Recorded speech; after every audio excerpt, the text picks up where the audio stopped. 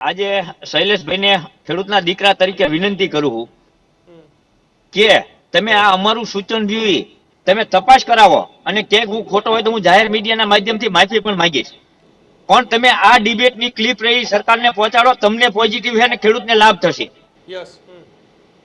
જે ખેડૂત ગુજરાતના તમામ ખેડૂતો એપીએમસી ની અંદર માલ વેચવા જાય, ગેટે ખેડૂત રજિસ્ટરમાં એન્ટ્રી થાય, ઈ જ માલ 75% જીએસટી ની ચોરી ખેડૂતના માલમાં વેપારીઓ કરે છે.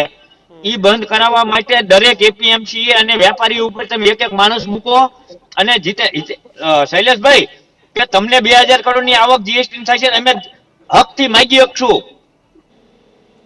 કે અમારા જીએસટી ની ચોરી તમને તમારી ચોરી થાય છે, અમારા નામે ચોરી થાય છે, અને જે ઈ જીએસટી ની ચોરી તમે અટકાવો ને તો અમે તમારી પાસે હકથી નામ ગળામાં આંગળી ભરાઈને માંગીએ. આ ચોરી કઈ રીતે થઈ ઝડપથી સમજાવો. શૈલેષભાઈ રજૂઆત કરે આગળ કઈ રીતે ચોરી તમને જાહેરમાં કહી દઉં કે યાર્ડ ની અંદર રતનસિંહ ડોડિયા માલ લઈને જાય એટલે એપીએમસી નો રજિસ્ટરમાં અહીંયા લખાય કે 200 મણ લઈને આવ્યા.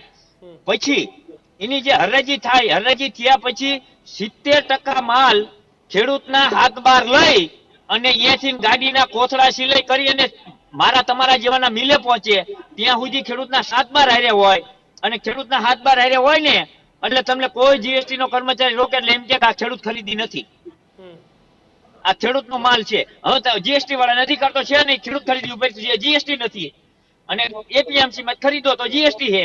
એટલે આ અમારા અને તમારા સરકારના બીના વચ્ચે આ મળતિયાઓ લાભ લે છે. બિલકુલ બિલકુલ એના પુરાવા સાથે. બિલકુલ શૈલેષભાઈ, આ કટકો હું તમને મોકલી આપીશ. અને અમારા 2000 કરોડ ટેક્સમાં કપાય છે તો એ 2000 કરોડ તમે અમે તમારી પાસે માગી શકશું, અમને અધિકાર છે.